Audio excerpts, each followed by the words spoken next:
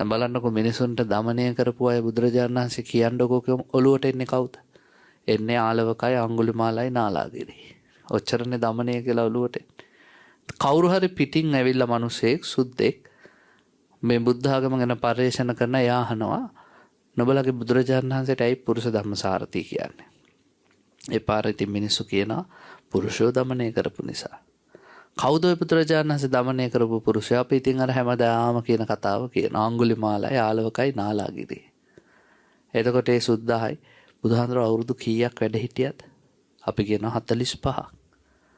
සුද්දානි පැත්තට 45ක් ඉඳලා 3 දෙනාද দমনය කරගත්තේ කියලා. භාග්‍යතුන් වහන්සේටත් කරන අවමානයක්. ඒ සමතක තියන්න ඔය සාමාන්‍යයෙන් ගම්වල ඉන්නවනේ චණ්ඩි කියලා.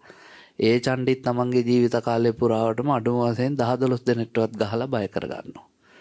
එනිසා ආයි බුදුහාමුදුරුවෝ দমনය කළේ කාවද කියලා අහපුවම ඔය ඇත්තෝ ඔය බණ පොතෙම උදාහරණ හොයන්න ඕනේ නැහැ.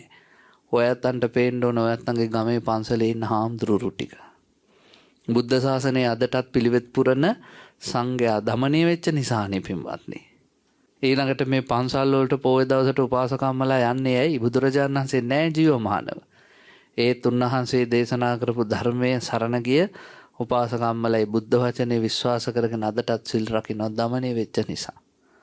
එනිසා යම් මිනිසෙක් බුදුරජාණන් වහන්සේට මලක් පහනක් පූජා කළා නම් ඒ පූජා කරන්නේ দমনය වෙච්ච නිසා. භාග්‍යතුන් වහන්සේ හිටියත් නැතත් උන්වහන්සේට පුළුවන් මේ මිනිස්යාගේ රළු ගති, මිනිස්යා ගාව තියෙන සැඩ පරුසකම්, රෞද්‍රකම් සියල්ලක්ම නැති කරලා ඒ මිනිසුන්ව ධර්ම මාවතට යොමු කරන්න.